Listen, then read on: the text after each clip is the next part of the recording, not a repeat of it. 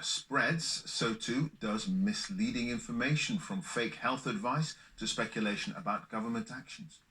Well, here to dispel some of the myths and to help stop the spread of misinformation, I'm joined now by the NHS GP, Dr. Giro Bayada, who has set up a daily coronavirus clinic for his patients. He joins me now from Windsor. Hello to you. Thanks very much indeed for being with us. Have you been shocked by some of what you've seen?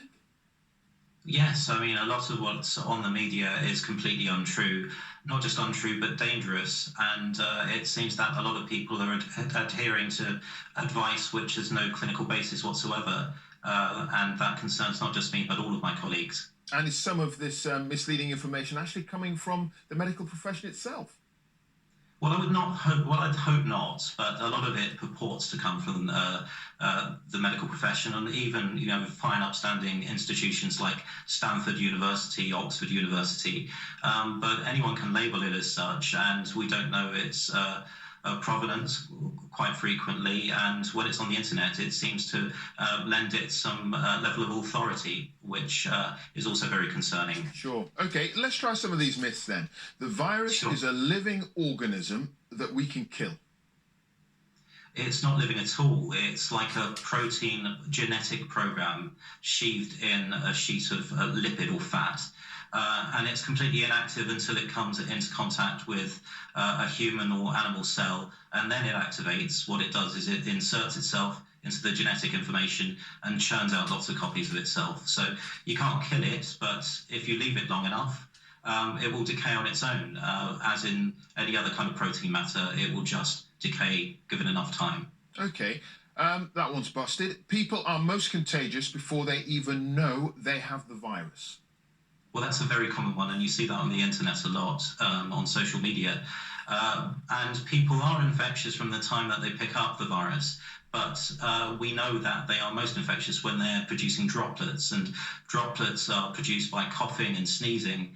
And so it's true that patients would mostly be symptomatic when they're manifesting these symptoms, when they're manifesting coughs, etc. So there is some truth. You are infectious anytime, and you may be infectious even after the symptoms have passed, but you are not most infectious before you know about it. Okay, let's try this one. If delivery drivers wear gloves, they won't spread it.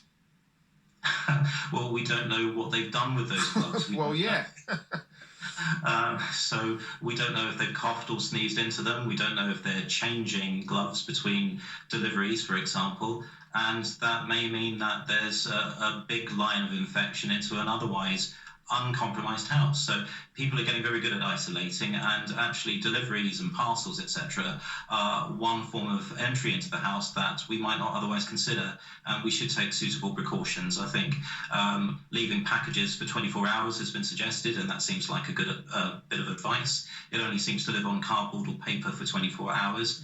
But dealing with shopping, that tends to come in plastic bags. I would suggest maybe using plastic rubber gloves to actually handle the shopping, and to dispose of all packaging in a safe way that's not going to compromise you, and to wash your hands after you've done that. All right, so rubber gloves with plastic bags and shopping. But if all those people out there getting, products sent online through cardboard boxes and so on and so forth, leave them for 24 hours.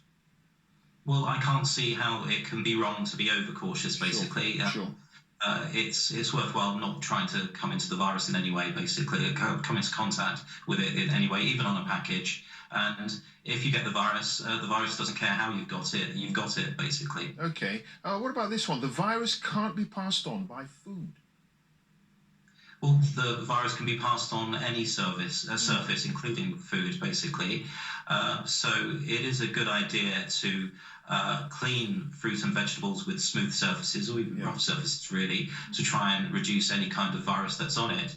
And we know soap and water is very effective. It breaks down the fatty layer on the outside of the virus very effectively. And if it's just a naked protein molecule, it's of no risk whatsoever. And equally, heat. If you cook food at 65 degrees or above for a minimum of 4 minutes, that will kill the virus. That will kill most viruses. So thorough cooking and thorough washing are the ways to ensure that our food remains safe.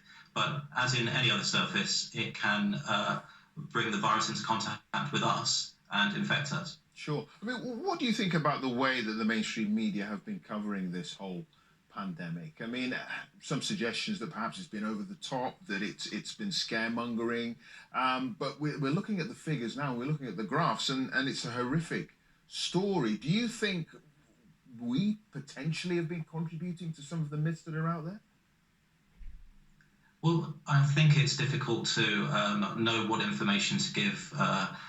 It's been difficult even for doctors, basically. But I think there's a very basic core message, and it comes down to social distancing and washing. And there really isn't very much clever about that. But some of the things I've heard about, drinking a lot to wash the virus down your throat and into your stomach, that's complete nonsense, and that continues to be spread around on various groups, basically.